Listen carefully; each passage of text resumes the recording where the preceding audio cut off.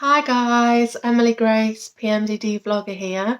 So it's about 11 p.m. on Thursday the 15th of July 2021, and it's been quite a while since I've done one of these little impromptu videos that have been triggered by a lot of emotions. So bear with me because I look a little bit rough, but I just wanted to hop on and sort of document how I've been feeling just now.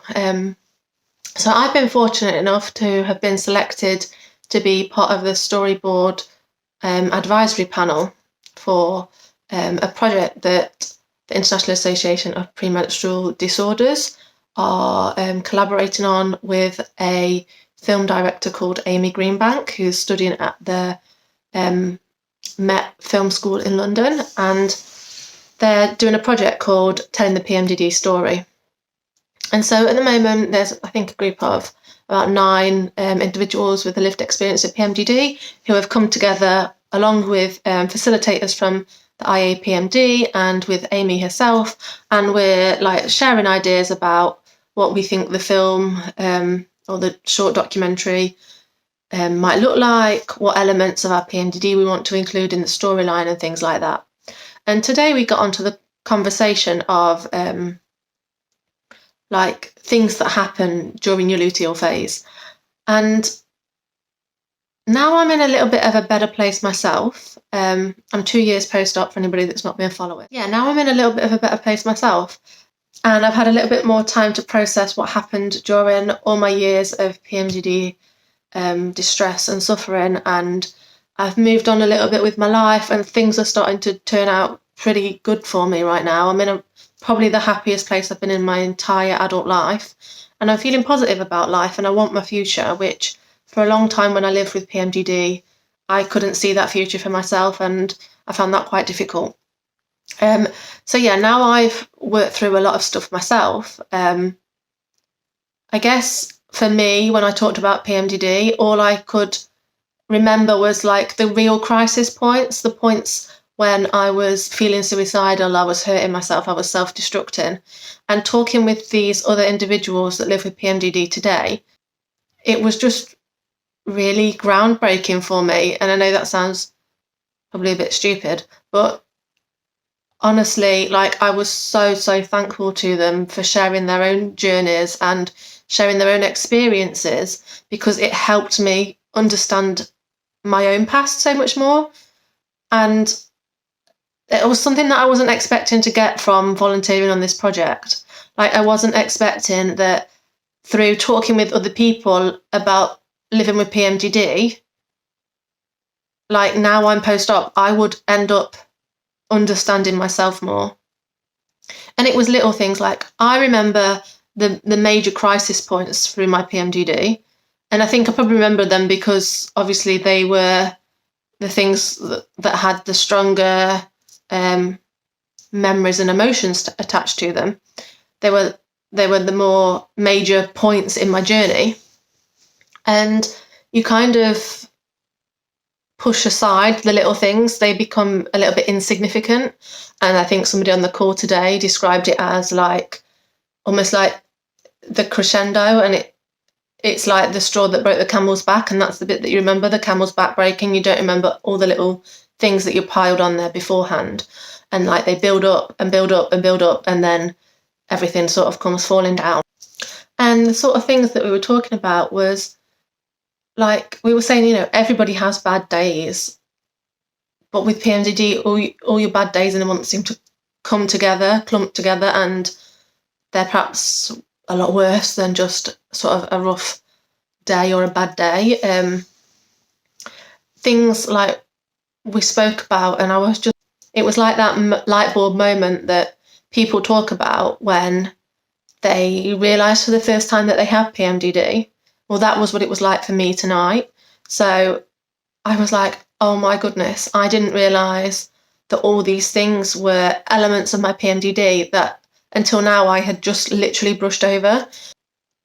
So things like when I was poorly, I would forever be calling my mum up. I'd be like, Mum, can you just come over? I was a grown adult living on my own, but I'd be like, Mum, can you just come over? And she'd be like, why? And I'd be like, oh, I just want you to come over. And she'd come over because she was really good and she was really supportive. But then she'd be like, see that it was a mess because I'd not managed to clean and things. And she'd be trying to like titivate and clean the bathroom and things. And I'd be like, just leave it, Mum. And I'd be getting really, really agitated and frustrated. And then that would like cause an argument or break down our sort of relationship that we'd got going on. And then like, she'd be like, well, why have you asked me to come over here? And I'd be like, I just want you here. And I didn't want to talk to her. She'd be like, oh, shall we put the telly on? Like, what are we going to do? Shall we put this on? Shall we do this? Shall we go for a walk? And I'd be like, no, I don't want to do anything, Mum. I just want you to like be here with me. And I hadn't realised that other people felt that way. And that was something that like came out quite strongly in the discussions that we were having, that actually when you're in that bad place, sometimes all the support you need is somebody to physically sit with you and sit in silence, essentially, and for you to know that they're there and that they love you unconditionally. Like, it's not perhaps about them. They want to help you and they want to do things for you, and they'll be like, well, what can I do to help? Or what can I do to distract you? Or what can I do to take the pressure off you? And I didn't want anybody to do anything. I just wanted my mum there. I wanted somebody that I felt safe and comfortable around to just be in my presence. So that was one massive light bulb moment for me today. And another was like how at social events, you can be with all your friends and you feel like you're sort of just watching from a distance. You could be in the centre of the event, but you feel disconnected. And I was like, oh my God, I used to feel like that all the time. And then we were talking about how you can try clothes on before events, and you can go into a shop, you can try a dress on, and you can try it on and you think, oh my God, I look amazing, like I feel really good about myself, like I'm feeling body positive. And then you can try the same dress on like a week later and think, oh my goodness, I feel horrific, like stand there crying and really body shaming yourself and hating your self-image and reflection and everything about yourself. And I had always related that to my eating disorder. And now I'm like, probably yes, some of it would have been my eating disorder, but some of it was obviously linked in with my PMDD. And like, I can then look at it from another angle and think, well, no wonder like people thought that I had traits of emotionally unstable personality disorder because, yeah, unstable sense of self. Well, yeah, my image of what I thought about myself changed on a fortnightly basis. And that was my PMDD. And I'm trying to think about other things that we talked about.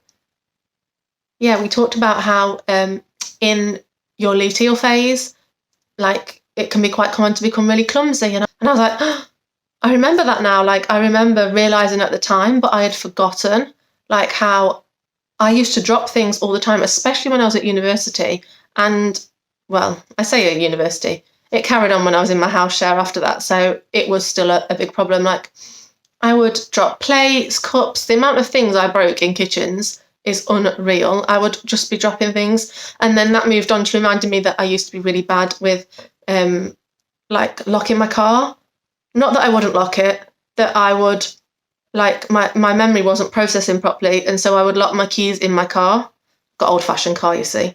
But yeah, I would lock my keys in the car and then I'd like be in a complete meltdown, like ringing my mum and dad like, I've locked my keys in my car. Can you come and like bring my spare key to me? Thank God they had a spare key. But yeah, so many little elements that sort of like impacted on my life at what at the time seemed like a little thing, like, you know, dropping a cup. That's not like crisis point. That's not the end of the world. It's an inconvenience and it's frustrating, but it's all of those little frustrating inconveniences, the feeling bad about your body image, the, you know, the dropping the cup, the locking the keys in the car, the broken down relationships between my family because I would struggle to communicate with my mum. I want you to come over. Don't want you to do anything. And then she would get frustrated because she'd be trying to help me, or she'd think that she was trying to help me. But I didn't want her to do anything. I just wanted her to sit there and be in my presence. And she was like, I have other pressures on my time as well. Like I have my own life. And when I was ill, I found that really difficult to appreciate. And she did give an awful lot of her sort of time and her life, like, for years. So it's not like I'm, like, blaming her for anything at all. but the frustration was there, and then I'd get angry and I'd inflict that on myself, and then she would struggle to understand me because I couldn't verbalise and process what I wanted to say. And so it all just like built up and then crescendoed when it got to crisis point, and I would be very self-destructive and put my life at risk. And they're the bits that I remember. When I talk about PMDD, they're the bits that I remember, and I'd just forgotten about all these little bits because they weren't the crisis point, they weren't the major incidents, and it's easy to just push them under the carpet. And so tonight was really enlightening for me, I think. It really helped me understand my past a lot more. And yeah, it left me really quite emotional, which is why I wanted to just make this video tonight while it was fresh in my mind. I thought, I could leave it until the morning, then I'll have makeup on and I'll have done my hair and I'll look better. But then I thought, but the emotion won't be there necessarily, and I might not remember it all properly. So I wanted to make it just now. So it's just a very brief update. It's not really an update on how my life's going now. It's just something that occurred and that I wanted to document. So yeah, hopefully there'll be an update on how life's going now, and sort of things. I'm now 2 months post-op, so 26 months post-op. And honestly, yeah, like I said at the beginning of the video, life is so much better than I could have ever anticipated. I didn't even dare dream that life could get as good as it is now and could be as stable as it is now. I'm not saying everything's perfect. Definitely have ups and downs. Definitely haven't got my HRT where I want it to be yet. But it is honestly like I'm living a dream every day. So I'm just going to leave that now. Say bye and update in a few weeks, hopefully. Bye, folks.